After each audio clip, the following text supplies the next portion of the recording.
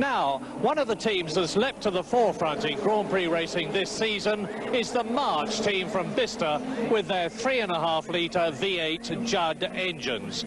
They've scored points in the last 6 Grand Prix, and last Sunday in Portugal, Ivan Capelli was a magnificent second. So let's go and meet March.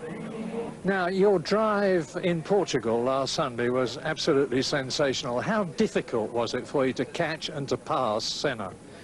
Yeah, in the beginning I was really excited, because to be in the second row with the 2 McLaren in the front and have a Berger with me was a really strange situation that never happened to me before.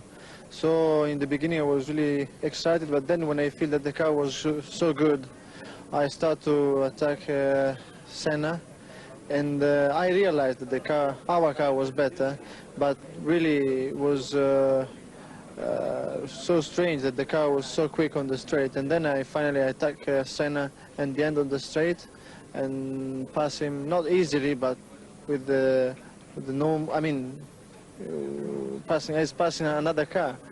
Ian, until last year you were a motor racing journalist, but now you've changed your role completely.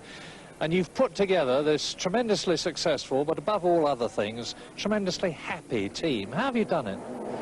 This year it's almost been made easy because we've got Adrian Newey, who I believe is really a genius, and he's given us something to work around. You can't help be happy working around a car like that with the potential of that, so I don't think it's really anything that I've contributed. I think probably my job is more of a sort of glorified housewife, really, is keeping a nice, clean, calm working environment that the people with the brains can actually get on and do the job.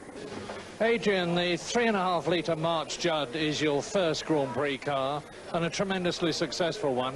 When you had the clean sheet of paper in front of you to design it, what were you trying to do?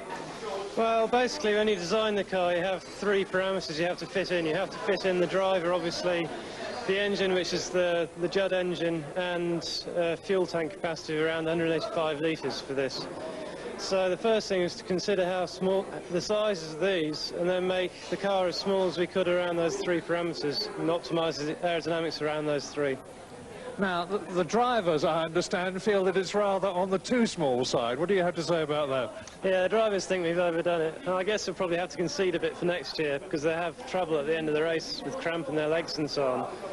As you can see, the tub's quite narrow and the cockpit's very small, but the problem is that the legs are probably a bit too short, so we'll stretch that out for next year. Now, you had some bad luck in Portugal last weekend. Does this Jerez circuit suit you and the 3.5-litre March better? I would say that's exactly the same as Estoril. Unfortunately, in Jerez, there isn't many long, quick corners, which tends to suit our car really nicely. But I think we stand as good a chance here than we did at Estoril.